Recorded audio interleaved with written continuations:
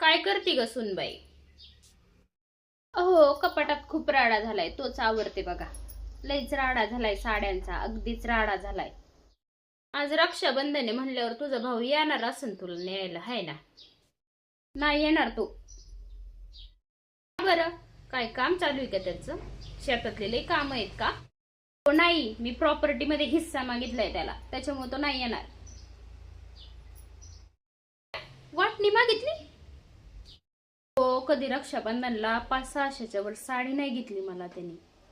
कायम बायकोला पाठवतोय साडी आणायला, आणि मला कधीच माझ्या मनाने साडी सुद्धा नाही घेतली. मला कधी दुकानात नाही नेलं.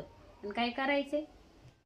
अगं वा, चांगली साडी घेत नाही म्हणून वाटणी मागितली वय. मग काय, अशाकडून वाटणी घ्यावीच लागतील. हे नवऱ्याला सांगितलं का तू तुझ्या? माझ्या लेकाच्या कानावर घातलं का? हो, म्हणले की. मग काय म्हणला त्यो? काय म्हणला त्यो? घे म्हणले, तेवढंच 2 एकर येईन आपल्या वाट्याला, नाही तर 10-5 लाख रुपये तरी मिळतील. घे, काय सोडायचंय? तुला कधी जीव लावतोय तुझा भाऊ. मग आता कवा जायचंय माहेराला पसारा घेऊन? हो सासूबाई, मी फक्त हिस्सा मागणार आहे, मी काही तिकडे राहायला नाही जाणार तवा. तर मग कधी तुझ्या आई बापाला घेऊन येणार आहे इकडं? का आणू मी आई बापाला? मी नाही आणणार आई बापाला. अगं, वाटणी घ्यायची, हिस्सा घ्यायचा म्हणल्यावर आई बापाला बी सांभाळावं लागनच की ग. हो, तिथं मुलगा आहे त्यांचा, तो सांभाळीन ना त्यांना. मी का आणू त्यांना? तो सांभाळीन.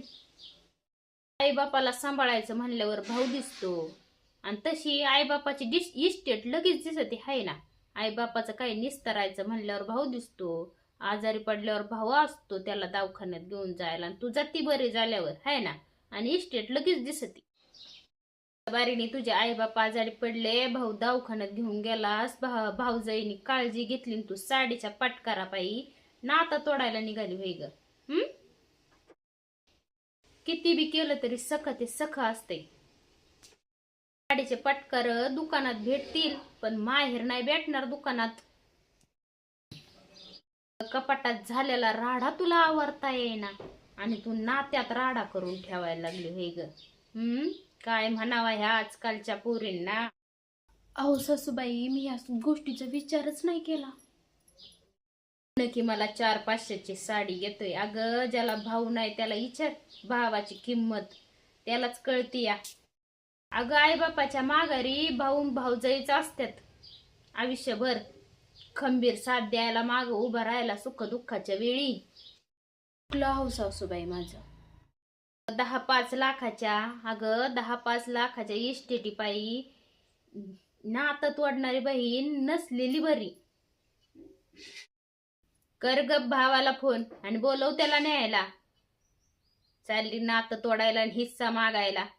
इथं त्याला फोन कर, सांग त्याला की देवान लय दिलंय आम्हाला, काय कमी ग तुला? इथं काय कमी केलंय आणि त्याला हिस्सा मागायला निघाली? मरणाच्या साड्या पडल्या ढिगाणी कपाटात आणि निघाली हिस्सा मागायला. सासूबाई, लगेचच फोन करते आणि मी त्याला नेहलंच बोलवते जातेच आता. आणि तुम्ही पण मंडळी, भावासंग भावासारखंच वागा, भावकीसारखं वागू नका.